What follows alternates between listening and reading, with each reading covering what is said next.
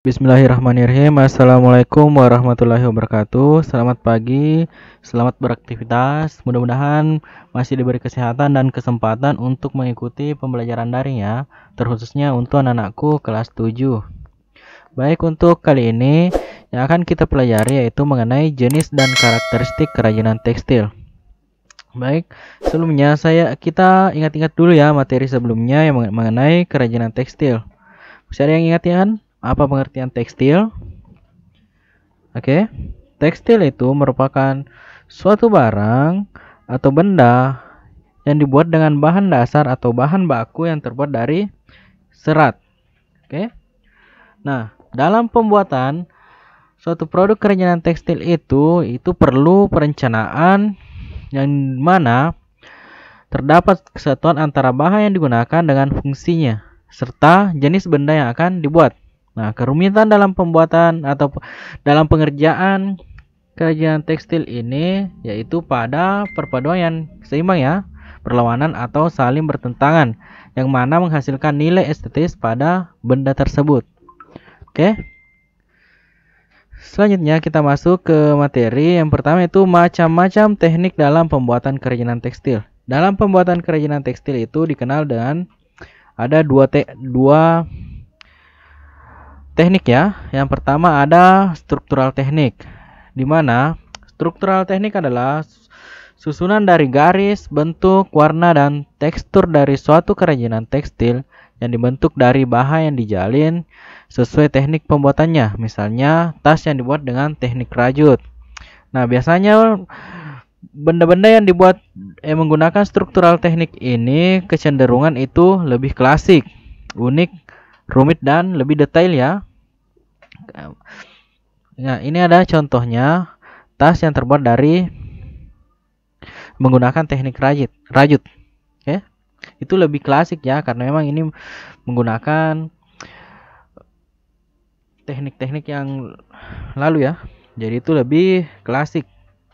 Oke, kemudian yang kedua menggunakan dekoratif teknik. Dekoratif teknik ini adalah sentuhan atau perlakuan yang diberikan pada permukaan busana yang memberikan efek visual dan memperindah penampilan. Misalnya tas kain katun yang dijahit lalu diberi hiasan dengan sulam pita. Ini ada contohnya.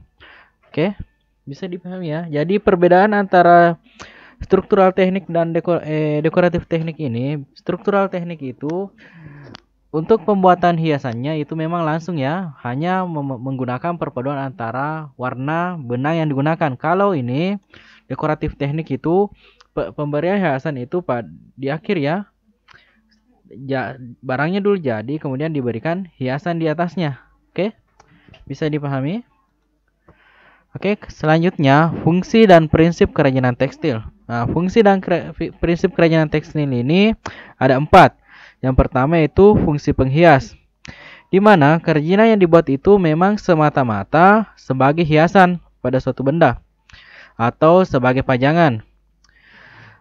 Oke, contohnya ada hiasan dinding ya, itu memang dibuat hanya untuk pajangan. Kemudian yang kedua, fungsi benda pakai.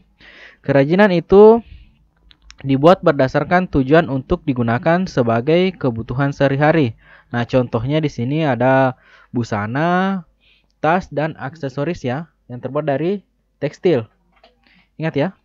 Kemudian selanjutnya, fungsi kelengkapan ritual. Nah, sebagai fungsi kelengkapan ritual di sini, kerajinan tekstil itu mengandung simbol-simbol tertentu yang berfungsi sebagai benda magis, yang mana berkaitan dengan kepercayaan ya. Contohnya kain tenun yang dikenakan pada saat upacara pernikahan. Oke, kemudian selanjutnya fungsi simbolik. Mana kerajinan tekstil itu selain sebagai hiasan juga berfungsi untuk melambangkan hal-hal tertentu ya, yang berhubungan dengan nilai spiritual. Contohnya ada tapestri, tenun, batik, yang mana itu biasa memiliki motif yang mengandung simbol-simbol ya atau simbolik, menyimbolkan sesuatu. Oke, bisa dipahami? Oke, mungkin materinya sudah cukup ya untuk mengenai jenis dan karakteristik kerajinan tekstil. Untuk tugasnya, silahkan dikerjakan. Silahkan ditulis ya di buku catatannya. Yang pertama itu jelaskan macam-macam teknik dalam pembuatan kerajinan tekstil. Nah, sudah tadi ya. Ada 2. Kemudian yang kedua, jelaskan fungsi kerajinan tekstil. Ini ada 4 ya tadi. Oke. Baik. Mungkin sudah jelas ya. Jika misal ada yang kurang jelas, silahkan ditanyakan. Oke, mudah-mudahan bermanfaat. Sekian, wassalamualaikum warahmatullahi wabarakatuh.